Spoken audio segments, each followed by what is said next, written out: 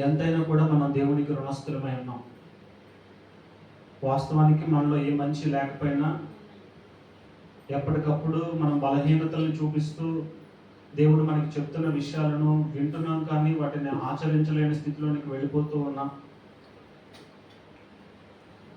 మనం చేసే క్రియలను బట్టి ఆయన మనల్ని శిక్షించకుండా,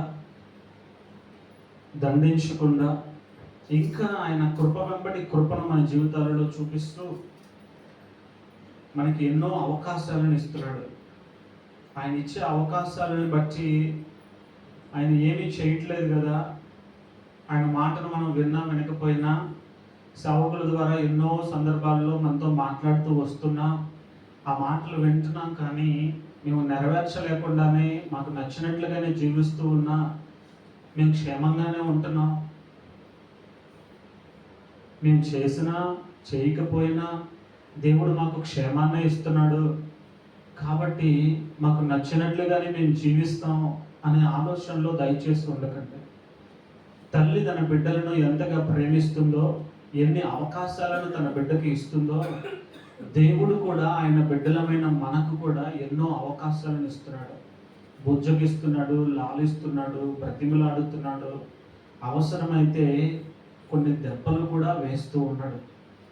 ఎన్ని దెబ్బలు తిన్నా, ఎన్ని బుజ్జగింపు మాటలు మనకు వినపడినా మన హృదయానికి, మన మనస్సాక్షికి వాత వేయబడినట్లుగా ఆ మాటలను మనం పెడచెవిన పెట్టేవారుగానే ఉంటూ, సేవకుడు ఇలాగే చెప్తూ ఉంటాడు, ఆయన చెప్పింది మా జీవితాల్లో జరగట్లేదు కదా.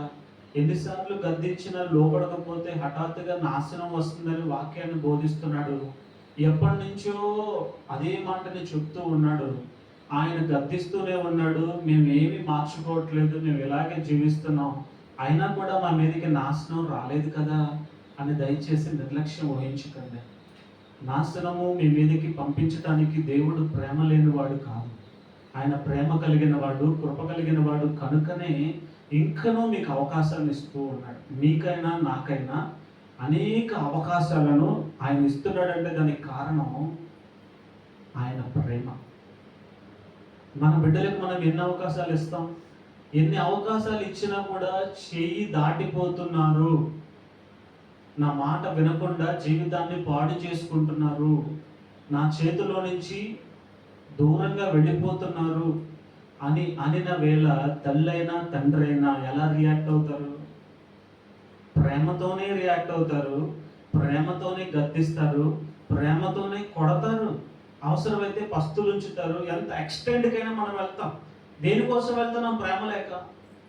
ప్రేమతోనే, బిడ్డల ఎడల ప్రేమతోనే దేవుడు కూడా మిమ్మల్ని ప్రేమిస్తూ ఉన్నాడు. పదే పదే పదే పదే మిమ్మల్ని హెచ్చరిస్తూ ఉన్నాడు. ఏ స్థితిలో మీరు దేవుడి నుంచి దూరంగా ఉన్నారో నాకు తెలియదు. ఏ విషయంలో మీరు దేవుడిని మోసం చేస్తున్నారో నాకు తెలియదు. ఏ విషయంలో దేవుడు మిమ్మల్ని పదే పదే గద్దిస్తూ ఉన్నా, చెప్తూ ఉన్నా పెడచెవిన పెడుతున్నారో నాకు తెలియదు. ఒక్కసారి మీరు జాగ్రత్తగా ఈ మాటలు వినండి. ఈ మాటలు వింటున్న మీరు ఏ స్థితిలో ఉన్నారో మీకు దేవునికి మాత్రమే తెలుసు. అయితే దేవుడు మీకు మరొకసారి గుర్తు చేస్తున్నాడు, హెచ్చరిస్తున్నాడు. మీరున్న స్థితిలోనే మీరు కొనసాగుతున్నా మాకు ఏ ఇబ్బంది లేదు కదా, మేము కొనసాగుతాం దయచేసి అనుకోవద్దు. ఒక్కసారి నాశనం మీదకి వస్తే, వైనాడు ప్రాంతంలో ఒక్కసారిగా కొండ చర్యలన్నీ విరిగి పడిపోతే రాత్రికి రాత్రి 2 ఊర్లు లేకుండా పోయినాయి. ఒక్క రాత్రిలో 2 ఊర్లే లేకుండా పోయినాయి. దేవుడు ఒక్కసారి కన్నెర్ర చేస్తే, దేవుడు ప్రకోపాన్ని మీ మీదకి ఒక్కసారి ఆయన చూపిస్తే మిమ్మల్ని ఆదుకునేవాడు ఎవడు ఉండడు. గుర్తుపెట్టుకోండి. మీ బలం మీకు పనికిరాదు, మీ ఆరోగ్యం మీకు పనికిరాదు, మీ ధనం మీకు పనికిరాదు, మీ బంధువులు మీకు పనికిరారు. ఎవ్వరు కూడా మీకు విడుదల ఇవ్వలేరు, ఎవ్వరు కూడా మీకు రక్షణను ఇవ్వలేరు, ఒక దేవుడే. అలాంటి దేవుడిని కలిగి ఉన్న మీరు ఎలా ఉండాలి? భక్తుల వలె ఉండాలి కదా. భక్తి అంటే ఏంటి? దేవుని అంగీకరించడం భక్తి. ఆయనంట తన భక్తులను ఎన్నడూ విడవడంట. చూడండి కొన్ని మాటలు మనం 37వ కీర్తన 28వ వచనాన్ని ఒకసారి చదువుదాం. ఇక్కడ రాయబడి ఉన్న మాటలు ఏంటి? ఎలాగనగా యెహోవా న్యాయమును ప్రేమించువాడు, ఆయన తన భక్తులను విడువడు, వారెన్నటెన్నటికి కాపాడబడదురు. కానీ భక్తిహీనుల సంతానము నిర్మూలమగును. నేను ఒక ప్రశ్న అడుగుతున్నాను, మీరు భక్తిహీనుల? మనము భక్తులమా భక్తిహీనులమా? భక్తులు అంటే ఎవరు, భక్తిహీనులు అంటే ఎవరు? భక్తులు అంటే దేవునిని నమ్మి దేవుని మాటను అనుసరించి నడిచేవారు. చూద్దాం, భక్తులను ఆయన ఎప్పుడు కూడా విడవను అంటున్నాడు. భక్తి కలిగిన వాళ్ళు ఏం చేస్తారంటే, భక్తులు అనేవారు దేవునికి ప్రార్థన చేసేవారుగా ఉంటారు. ఎలా ఉంటారు? భక్తిహీనులు ఎలా ఉంటారు? భక్తులకి భక్తిహీనులకి వ్యత్యాసం ఏంటి? ఈ భక్తిహీనులు ఎక్కడి నుంచి పుట్టుకొచ్చారయ్యా అంటే, భక్తులుగా ఉన్నవారే తర్వాత కాలంలో భక్తిహీనులుగా మారుతున్నారు. ఎవరు?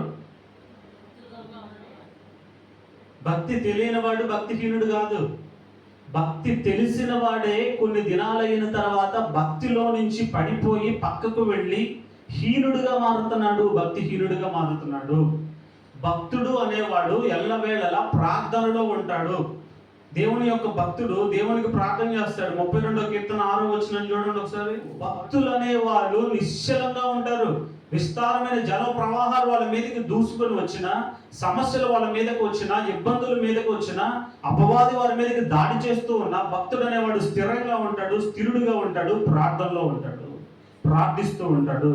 ఏ పరిస్థితి వచ్చినా కూడా దేవునికి ప్రార్థన చేసేవాడే భక్తుడు. ప్రార్థన ఎలా చేస్తాడు? విశ్వాసంతో కూడి ప్రార్థన చేస్తాడు. భక్తుడు అనేవాడు ప్రార్థనాపరుడై ఉంటాడు. భక్తుడు అనేవాడు విశ్వాసముతో కూడి ప్రార్థన చేస్తూ ఉంటాడు.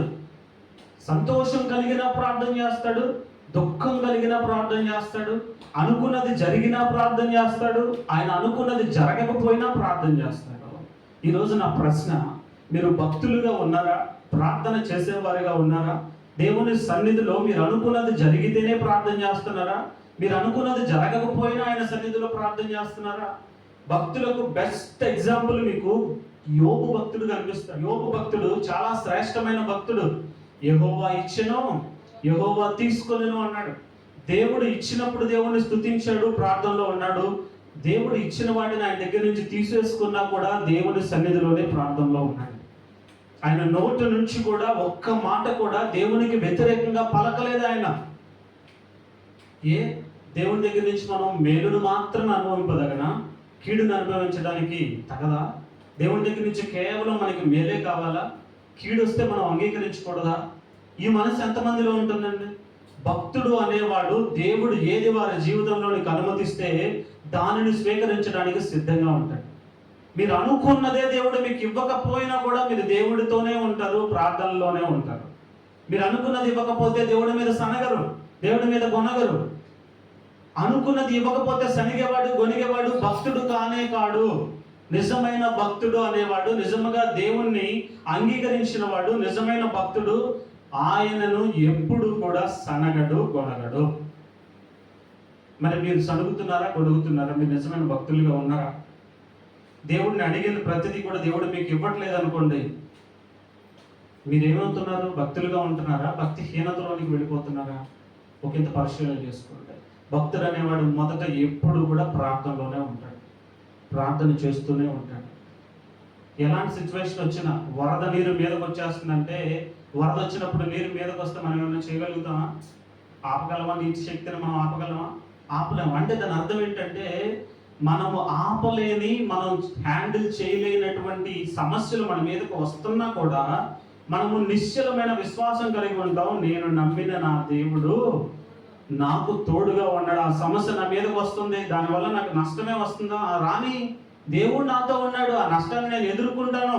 నష్టం వచ్చినా పర్వాలా, కష్టం వచ్చినా పర్వాలా, నా దేవుడు నాతో ఉన్నాడు అనే ధైర్యంగా ప్రార్థనలో ఉంటాడు. ఆయన భక్తుడు. భక్తుడు ఇంకొకటి ఏం చేస్తాడంటే, ఆయన చేసే లక్షణాల్లో ఇంకొకటి చూడండి. అపోస్తుల కార్యాల గ్రంథం, అపోస్తులుడైన పౌలు ఇంకా ఇతర అపోస్తులు చేసినటువంటి కార్యాల గురించి రాయబడిన గ్రంథం అపోస్తుల కార్యాల గ్రంథం 16వ అధ్యాయం 14వ వచనాన్ని ఒకసారి చూద్దాం. ఇక్కడ లూదియా మనకి భక్తురాలుగా కనిపిస్తుంది. దైవ భక్తి కలిగిన ఒక స్త్రీ వింటుంది. దైవ భక్తి కలిగిన వారు ఏం చేస్తారంటే, దేవుని మాటలను విని హృదయంలో దాచుకుంటారంట. ఆ మాటలు యందు లక్ష్యం ఉంచుతారంట. ఆమె హృదయాన్ని దేవుడు తెరిచాడు కనుక, భక్తి కలిగి ఉన్నది కనుక ఆమె దేవుని మాటల మీద లక్ష్యం ఉంచింది. భక్తులు అనేవారు, క్రీస్తు భక్తులు అనేవారు, యేసు ప్రభువుకి నేను భక్తుణ్ణి, నేను ఆయన అంగీకరించాను, ఆయన నమ్మాను, ఆయన అనుసరించి నడుస్తున్నాను అని అనేవారంట. ఏం చేస్తారంటే ఆయన మాటల యందు ఏముంచుతారు? లక్ష్యం ఉంచుతారు. ఇక్కడ తుయతైరా అనే పట్టణంలో ఉన్న ఈ లూదియా అనేటువంటి ఒక స్త్రీ, ఆమె ఊదా రంగు పొడిని అమ్ముకుంటూ తిరుగుతుంది. ఆయా ప్రాంతాలలో తిరుగుతూ ఉండగా ఒక చోట జన సమూహం ఉంది. అక్కడ ఒక సేవకుడు నిలబడి దేవుని మాటలను బోధిస్తూ ఉన్నాడు. పౌలు అనే సేవకుడు నిలబడి దేవుని వాక్యాన్ని బోధిస్తూ ఉన్నాడు. ఈమె వెళ్తూ అక్కడ నిలబడింది. దైవభక్తి కలిగిన స్త్రీ ఈవిడ. భక్తి కలిగిన వాళ్ళు ఏం చేస్తారంటే దేవుని మాటల మీద లక్ష్యం ఉంచుతారు. ఈ స్త్రీ కూడా దేవుని మాటల మీద లక్ష్యం ఉంచి ఆ మాటలు విని తన హృదయాన్ని తెరుచుకుని ఆ మాటలు విని ఏం చేసిందో తెలుసా? అక్కడి నుంచి బయలుదేరి వెళ్ళి తన ఇంటి వారిని, తన పట్టణంలో ఉన్నవారికి అందరికీ కూడా విన్న మాటలను, దేవుని మాటలను వాళ్ళందరికీ బోధించి వాళ్ళందరినీ రక్షణలోనికి నడిపించింది. హల్లెలూయా. నిజమైన భక్తి కలిగిన వాళ్ళ హృదయం దేని మీద ఉంటుంది? దేని మీద లక్ష్య పెడతారు వాళ్ళు? దేవుని మాట మీద లక్ష్యం ఉంటుంది వాళ్ళకి. దేవుడు ఏ మాట మాట్లాడతాడా? ఈరోజు అక్కడ నిలబడిన వారు ఎవరైనా కావచ్చు. నేను ఈరోజు ఇక్కడ నిలబడ్డా, రేపు అమ్మగారు నిలబడవచ్చు, రేపు ఇంకొక సేవకుడు వచ్చి నిలబడవచ్చు, లేదా మీలో ఉన్నవారు ఎవరో ఒకళ్ళు దేవుడు ఏర్పాటు చేసుకుని ఇక్కడ నిలబడి మాట్లాడించవచ్చు. నిలబడి మాట్లాడుతున్న వాడి మీద మీ దృష్టి ఉండకూడదు. అక్కడ నిలబడినది ఎవరైనా వారి ద్వారా దేవుడు మీతో మాట్లాడుతున్నాడు, ఆ మాటల మీద మీ దృష్టి ఉండాలి. మీరు నిజమైన భక్తులైతే అక్కడ నిలబడిన వ్యక్తి మీద మీ దృష్టి ఉండదు, అతని హావభావాల మీద మీ దృష్టి ఉండదు, అతని ద్వారా వస్తున్న మాటల మీద మీ దృష్టి ఉంటుంది. ఆ మాటల మీద దృష్టి నిలిపింది ఈ లూదియా. ఆ మాటలను పట్టుకుంది, తన హృదయంలో దాచుకుంది. తన ఇంటి వారికి, తన ఊరి వారికి, తన పట్టణంలో ఉన్న వారి అందరికీ కూడా ఆ మాటలను పంచింది. ఈరోజు నా ప్రశ్న, మీరు దేవుని భక్తులుగా ఉంటూ, దేవుని నమ్మి, దేవుని సన్నిధికి వస్తూ, దేవుని మాటలు విని ఇక్కడి నుంచి వెళ్ళిన తర్వాత ఎంతమందికి మీరు విన్న ఈ మాటలను పంచేవారిగా ఉంటున్నారు? దేవుని మాటల మీద లక్ష్యం ఉంచిన మీరు ఈ మాటలను మోసుకుని వెళ్ళి ఈ మాటలను మీ కుటుంబంలో వాళ్ళకి పంచుతున్నారా? మీ ఇంటి పక్కన ఉన్న వారికి, ఇరుగు పొరుగు వారికి, మీ బంధువులకి మీరు పంచుతున్నారా? దేవుడి మాట ఈరోజు నాతో ఇలా మాట్లాడింది, ఈ మాట ద్వారా దేవుడు మాట్లాడాడు, ఇది చేస్తే ఇంత లాభం ఉంటుందంట, నీకు అనారోగ్యం ఉంటే ఆ అనారోగ్యం నుంచి నువ్వు ఏ విధంగా బయటపడగలుగుతావు అంటే విశ్వాసం దేవుని మీద ఉంచి నువ్వు ప్రార్థన చేస్తే దేవుడు మరణకరమైన వ్యాధి నుంచి కూడా విడిపిస్తాడు, తప్పిస్తాడు, నీకు జీవాన్ని ఇస్తాడు అని నువ్వు విని ఆ మాటను తీసుకుని వెళ్ళి నువ్వు ఇతరులకు చెప్పేదానవుగా, చెప్పేవాడగా ఉంటున్నావా? నిజంగా నువ్వు భక్తి కలిగిన దానవైతే, భక్తి కలిగిన వాడవైతే నువ్వు విన్న మాటను హృదయంలో పెట్టుకుని నువ్వే ఆశీర్వదించబడాలనుకో. విన్న మాటలను తీసుకువెళ్ళి అవసరతలో ఉన్నవారికి, ఆపదలో ఉన్నవారికి, ఇరుగు పొరుగు వారికి, సమస్యల్లో ఉన్నవారికి నువ్వు ఆ మాటలను బోధిస్తావు. ఆ మాటలను బట్టి వాళ్ళు కూడా ఊరట చెందుతారు, మేలు పొందుకుంటారు. ఇక్కడ లూదియా విన్న మాటల మీద లక్ష్యం ఉంచి ఆ మాటలను తీసుకువెళ్ళి పట్టణం అంతటిని మార్చివేసింది. హల్లెలూయా. మరి మీరు భక్తులుగా ఉంటున్నారా? ఆలోచన చేయాలి. నిజమైన భక్తులు ప్రార్థన చేస్తారు, నిజమైన భక్తులు ఆయన మాట మీద లక్ష్యం ఉంచుతారు. అంత మాత్రమే కాదు, నిజమైన భక్తి అంటే ఏంటో యాకోబు పత్రికలో కూడా ఒక మాట రాయబడింది. యాకోబు పత్రిక 1వ అధ్యాయం 27వ వచనం, తండ్రి అయిన దేవుని ఎదుట పవిత్రమును నిష్కలంకమునైన భక్తి ఏదనగా. మీరందరూ కూడా యేసు ప్రభు భక్తులు కదా. నిష్కలంకమైనటువంటి భక్తి ఏది అని దేవుని వాక్యం తెలియజేస్తుందంటే, దిక్కులేని పిల్లలను, విధవరాండ్రులను వారి ఇబ్బందిలో పరామర్శించుట, యెహోలోక మాలిన్యము తనకు అంటకుండా తను తాను కాపాడుకునుట. భక్తులు ఎలా ఉంటారంటే ఈ వాక్యాన్ని బట్టి 2 రకాల పనులు చేయాలి భక్తి కలిగిన వారు. యేసుక్రీస్తు ప్రభువుని అంగీకరించి నడిచేవారు చేయవలసిన ఈ 2 విషయాలు. ఇప్పుడు 2 చెప్పా. ఒకటి, ప్రార్థన చేయాలి. ఎలాంటి పరిస్థితుల్లో ఉన్నా కూడా ప్రార్థన అనేది ఆపకూడదు. ఆ ప్రార్థన ఎలా చేయాలి? విశ్వాసముతో కూడిన ప్రార్థన చేయాలి. 2, దేవుని మాట మీద లక్ష్యం ఉంచాలి. ఆ మాటను హృదయంలో భద్రపరుచుకోవాలి. అవసరమైన వాళ్ళకి ఆ మాటను అందించాలి. 3, పేదలను, దిక్కులేని పిల్లలను, విధవరాండ్రులను వారి ఇబ్బందులలో పరామర్శించాలి. ఇబ్బందుల్లో పరామర్శించే వారిగా ఉంటున్నారా మీరు?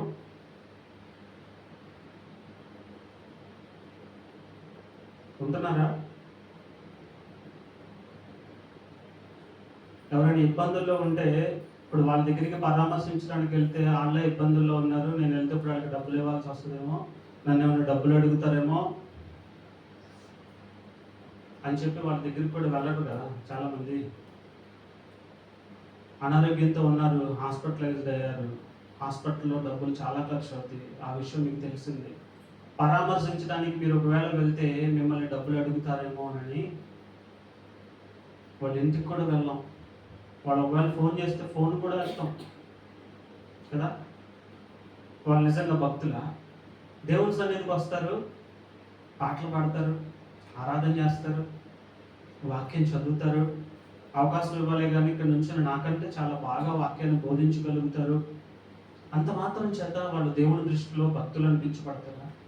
మీరు దేవుని దృష్టిలో భక్తులు అనిపించబడాలి అంటే, దేవుడు మీకు దగ్గరగా ఉండాలంటే ఆయన భక్తులను ఆయన విడవడు.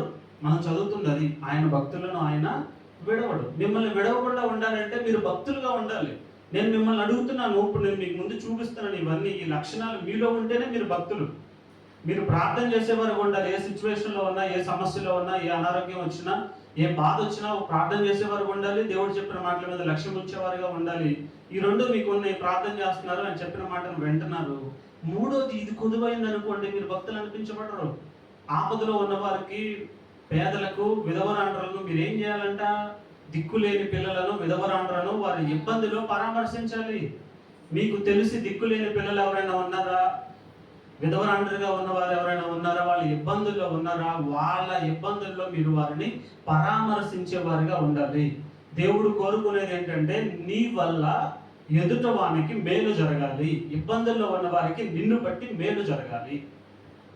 అయితే ఆ మేలు చేసేటప్పుడు మీరు సెల్ ఫోన్లో వీడియోలు, ఫోటోలు తీసి, ఇదిగో నేను మేలు చేశాను, వీళ్ళకి నేను ఈ ఫ్రూట్స్ ఇచ్చాను, లేకపోతే ఈ బియ్యం ఇచ్చాను, ఈ డబ్బులు ఇచ్చాను, ఈ బట్టలు ఇచ్చాను అని చెప్పి ఫోటోలు తీసుకుని వాటిని సోషల్ మీడియాలో అప్లోడ్ చేసుకుంటూ వెళ్తే దానికి తగిన ఫలాలను పోగొట్టుకుంటాం.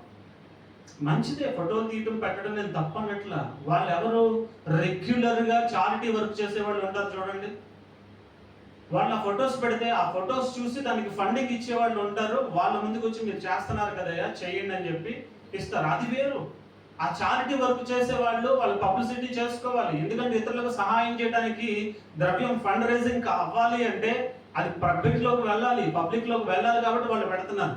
కానీ నువ్వు వాళ్ళని చూసి, వీళ్ళని చూసి గొప్ప పెంచుకోవాలని, ఇతరుల దగ్గర నేను గొప్పవాడిని అనిపించుకోవాలని ఒక శాలువా కప్పి, ఒక దుప్పటిచ్చి, ఒక అట్టుపండు ఇచ్చి, కొన్ని ఫ్రూట్స్ ఇచ్చి, ఫోటోలు దిగేసి, ఆ ఫోటోలు పంపించేసి నేను చేసేసా అంటే అది నువ్వు పరామర్శించినట్లు కాదు. నువ్వు చేసేది రహస్యంగా ఉండాలి. రహస్యమందున నీ దేవుడు చూసేటట్లుగా చేయాలి. నీ పరామర్శ ఎలా ఉండాలంటే, ఎవరైతే పరామర్శ పొందుకున్నారో వాళ్ళకి ఊరటనివ్వాలి. నువ్వు ఇచ్చే ఈ పరామర్శ ఎలా ఉంటుందంటే, వాళ్ళకి నువ్వు చేసే సహాయం తెలిస్తే వాళ్ళ హృదయం ఎలా ఉంటుందంటే, నేను ఇతరుల దగ్గర సహాయం పొందుతున్నాను అని తక్కువ భావం వాళ్ళకి కలగకూడదు. మీరు సహాయం చేసినా వాళ్ళు సంతోషంగా సహాయాన్ని స్వీకరించాలి. మీరు సహాయం వాళ్ళకి చేస్తున్నారనే విషయం అంతా పబ్లిసిటీ చేస్తే వాళ్ళ మనసు అంతా నొచ్చుకుంటుంది. నేను దిక్కులేని స్థితిలో ఉండి వీళ్ళ దగ్గర పొందుకుంటున్నాను, నేను అడుక్కుంటున్నానని అందరూ నన్ను చూసి అనుకుంటున్నారు అనే భావం వాళ్ళకి కలిగిస్తాం కదా. మనం వీలైనంత వరకు మీరు పరామర్శించేటప్పుడు, మీరు ఏదైనా చేసేటప్పుడు రెండో కంటికి తెలియకుండా చేయండి. దేవుడికి మాత్రం తెలిసేలా చేయండి. 10 మందికి అన్నం పెట్టి 10,000 మందికి పోస్టర్లు ఏం మాకండి. నీ కష్టార్జితం ఇతరులకు పెడుతున్నావా, ఎవరికైనా మేలు చేస్తున్నావా, అది నీ దేవుడికి తెలిస్తే చాలు. లేదా నీకు సహాయం చేసేవాళ్ళు, ఆ సహాయం చేయడానికి నీకు సపోర్ట్ చేసేవాళ్ళు అంటే వాళ్ళ వరకు తెలిస్తే చాలు. సంఘం అంతా కలిసి చేస్తున్నారా, నీ సంఘానికి తెలిస్తే చాలు. అంతకు మించి వేరే బయటకు వెళ్ళాలి అని ఇంకొకటి చేయకూడదు. మనం వాళ్ళు నిజమైన భక్తులు కాదు. ఇక్కడ 2 అంశాలు. ఒకటేమో పిల్లలను, అనాథ పిల్లలను, దిక్కులేని పిల్లలను, విధవరాండ్రులను ఇబ్బందిలో పరామర్శించాలి. ఇది కూడా చేస్తున్నారు కొంతమంది. వాళ్ళు భక్తులు అనిపించుకోవటానికో లేకపోతే నిజంగానే భక్తి కలిగిన వాళ్ళు పరామర్శిస్తున్నారు. ఆపదలో ఉన్న వారికి, ఇబ్బందిలో ఉన్న వారికి సహాయం చేస్తున్నారు. మొదటి 3 చేసుకుంటూ వస్తారు. ఒకటి, ప్రార్థన చేస్తున్నారు, దేవుడి మాట మీద లక్ష్యం ఉంచుతున్నారు, ఆ మాట వినడానికి ఇష్టపడుతున్నారు. 3, ఇతరులను పరామర్శిస్తున్నారు, ఇబ్బందుల్లో ఉన్నవారిని. కానీ ఈ 4వ విషయంలో నేటి క్రైస్తవులు దృష్టి నిలపట్ల. ఈ 4వ విషయం మీద ఈనాడు భక్తులను పిలువబడుతున్న వాళ్ళు భక్తి చేస్తున్నామని చెప్పుకుంటున్న వాళ్ళు ఈ 4వ అంశాన్ని నిర్లక్ష్యం చేస్తున్నారు. ఆ అంశం ఏంటంటే ఇహలోక మాలిన్యము తనకు అంటకుండా తను తాను కాపాడుకొనటమే భక్తి. దేవునికి ఇష్టమైన భక్తి ఏంటి? ఇహలోక మాలిన్యము తనకు తాను అంటకుండా కాపాడుకొనుటయే భక్తి. ఎంతమంది ఈ లోక మాలిన్యం మీకు అంటకుండా కాపాడుకుంటున్నారు?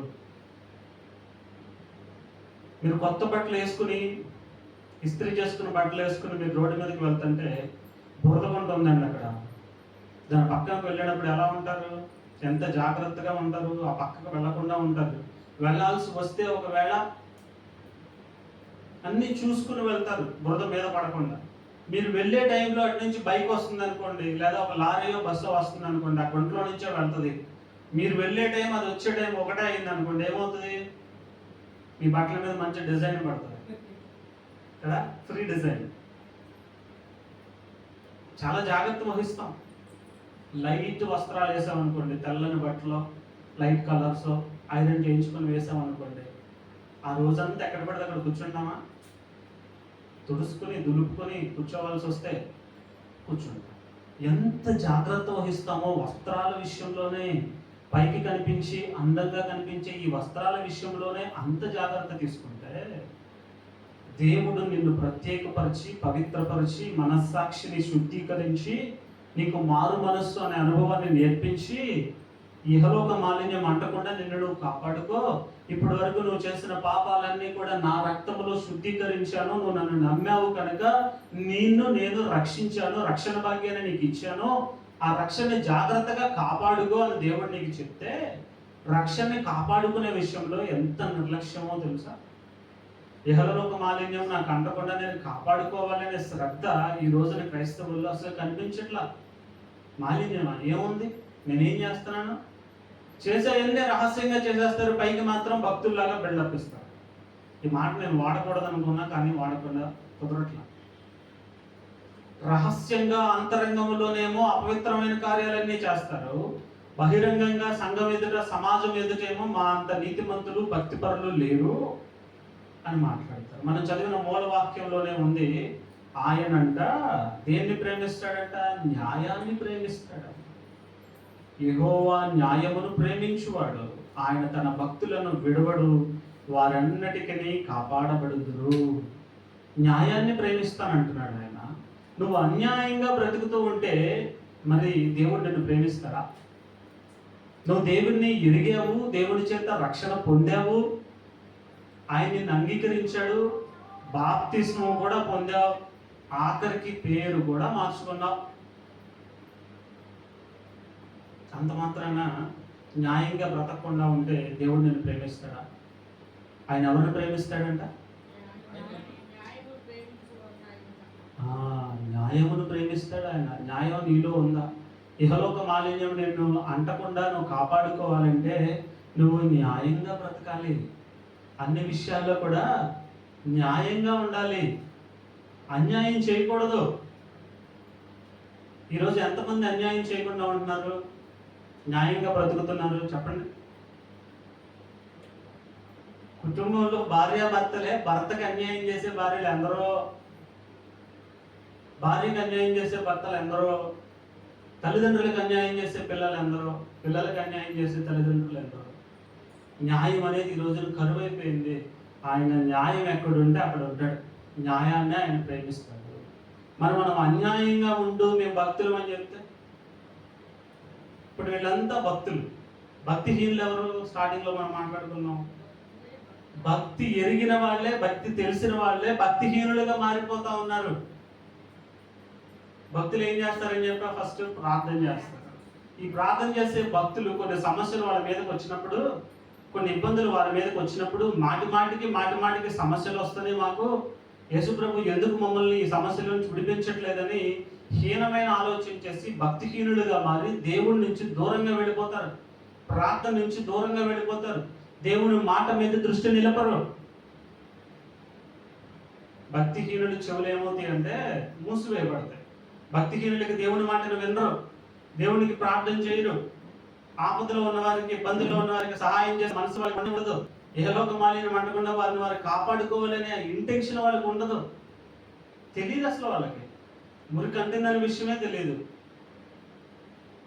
రోడ్ సైడ్ కొంతమంది ఇల్లు లేకుండా చెత్త కుప్పల దగ్గర నివాసాలు పెట్టుకుని ఉంటారు.